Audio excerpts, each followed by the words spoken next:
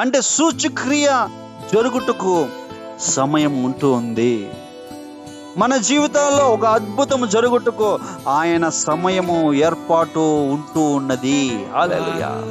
నువ్వు అద్భుత స్వస్థత పొందుకున్నట్టుకు, ఆయన అద్భుత మహిమ కనపరచుటకు, హల్లెలూయా, ఆయన అద్భుతమైనటువంటి హల్లెలూయా కార్యములు మన జీవితంలో మనం చూడటకు ఆయన సమయము ఏర్పాటు చేసి ఉంటున్నాడు. అందుకే ప్రభువు అంటున్నాడు, నా సమయం ఇంకా రాలేదు. ఆయన సమయములో ప్రభువు నిశ్చయముగా ఆయన మహిమను బయలుపరుస్తాడు, ఆయన మహిమను విడుదల చేస్తాడు. హల్లెలూయా. నీ కష్టాల్లో, శ్రమల్లో, అనారోగ్యాల్లో, అసాధ్యమైన విషయాల్లో. అందుకే మనం చూస్తాం యెరెమీయా గ్రంథము 32:27 చూస్తాం, నేను సర్వశక్తి గల దేవుడును, నాకు అసాధ్యమైనది ఏదైనా కలదా అంటున్నాడు. హల్లెలూయా. ఏమండి, ఆ సర్వశక్తి కలిగిన దేవుడు అసాధ్యమైంది ఏదీ లేదు.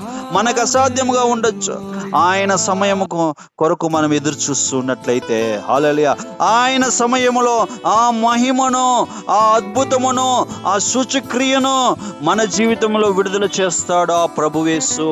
హల్లెలూయా.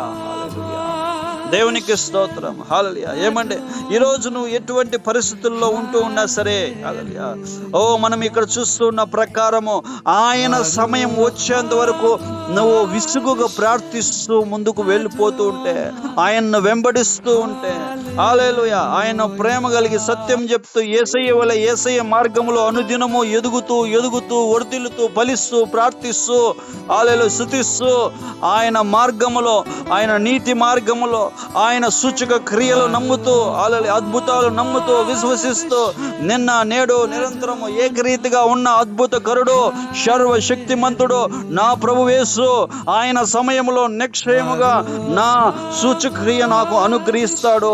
ఆయన మహిమ నా జీవితంలో బయలుపరుస్తాడు. నా విశ్వాసం అధికమవుతుంది. హల్లెలూయా. ఆ పర్వతములను హల్లెలూయా కదిలించే విశ్వాసము నాకు నిశ్చయముగా ఆయన సూచక క్రియ వలన వస్తుంది అని మనము మన ప్రార్థన ఉన్నట్లయితే అద్భుత రీతిగా భయంకరమైన సాక్ష్యము, సూచక్రియ మన జీవితాల్లో మనం చూస్తాం. హల్లెలూయా.